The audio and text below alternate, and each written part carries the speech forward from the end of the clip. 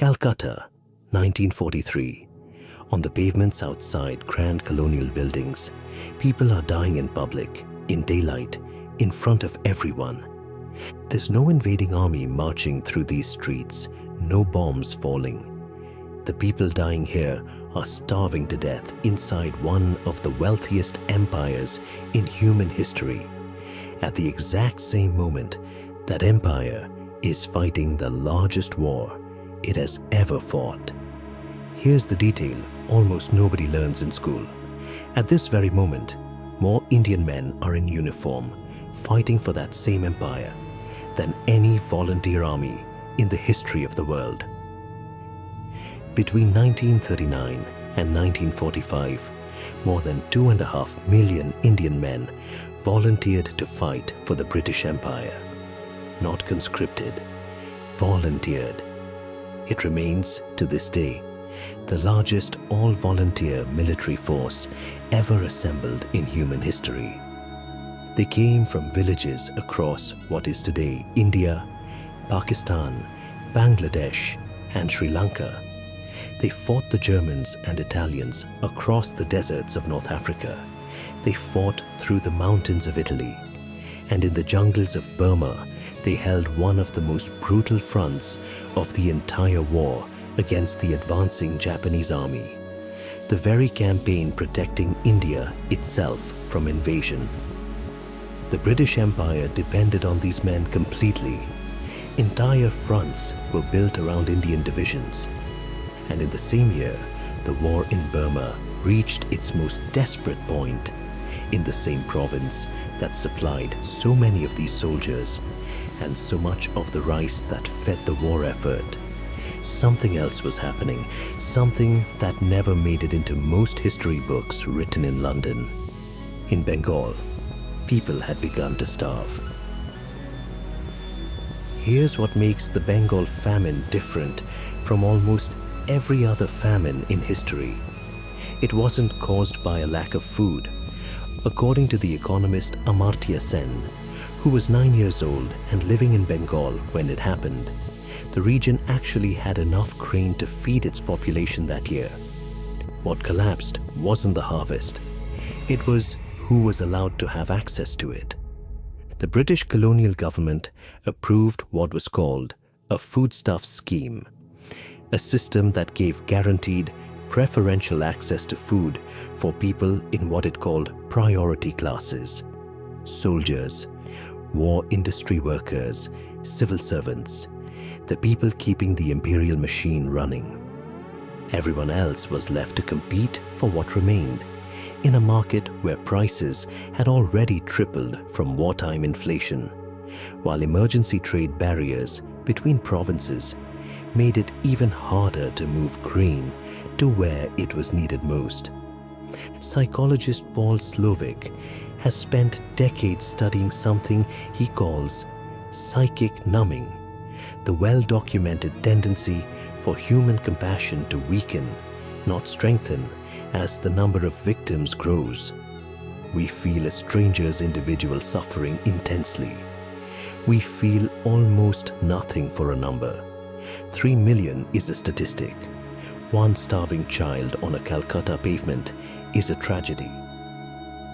The colonial administrators managing food distribution during the famine weren't monsters plotting mass death. Most of them were following procedure, filling quotas, prioritizing according to categories they'd been handed. That is, in some ways, far more disturbing than if they had been monsters. By mid-1943, officials in India were sending increasingly desperate telegrams to London, warning that people were dying in the streets of Calcutta and asking for emergency shipments of grain. The response from Churchill's war cabinet was to prioritize shipping capacity for military operations in the Mediterranean and for building up food reserves in Britain and Europe, citing an ongoing wartime shortage of ships. Historians still debate how much of this was genuine military necessity and how much was a matter of priority, of whose need was allowed to count as urgent and whose was not. What is not in dispute is the outcome. Grain that could have reached Bengal within weeks sat instead in reserve elsewhere, while offers of aid moved slowly through a bureaucracy under no particular pressure to move quickly. A 2019 scientific study analyzing centuries of soil moisture data across the Indian subcontinent found something striking. Of 6 major famines examined between 1873 and 1943, this was the only one that could not be explained by drought. The land had enough water. The region, by most accounts, likely still had enough food. What it did not have was priority. This is the quieter, less cinematic version of how atrocities actually happen most of the time. Not a single evil order, 1,000 small decisions about whose emergency gets a ship and whose gets a form to fill out. Somewhere in the mountains of Italy, in the deserts of Libya, in the jungles of Burma, Indian soldiers were writing letters home in 1943. Some of those letters arrived to find no one left to read them. Historians have documented soldiers returning on leave to villages that had lost family members to the famine, while they had been away fighting for the empire that failed to feed them. There is a term in modern military psychology for a very specific kind of wound, not physical, not even the more familiar trauma of combat.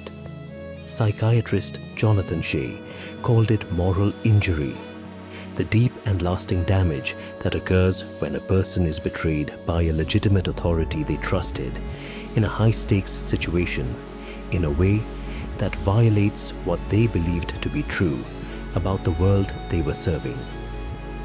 These soldiers hadn't just risked their lives for Britain. Many of them believed, at least in part, in what they were told they were fighting for, and the same system asking them to die in foreign deserts couldn't find the shipping capacity to keep their own families alive. The war ended in victory for the Allies in 1945. It is remembered correctly as one of the great collective triumphs of the 20th century. It is remembered far less often as something else entirely for the millions of families in Bengal who paid for that victory in a currency no medal has ever accounted for. Calcutta's streets are quiet now. The buildings that stood over the starving in 1943 are still there today, repurposed, renamed, mostly forgotten for what they witnessed. The 2.5 million men who volunteered to fight are remembered, when they are remembered at all, as part of a bigger story about a war the Allies won. The 3 million who starved in Bengal are remembered, when they are remembered at all, as a statistic in a paragraph about wartime hardship. Both of these were the same empire, in the same year, making decisions about the same people. The uncomfortable truth this story leaves behind isn't really about Britain or India or the 1940s specifically.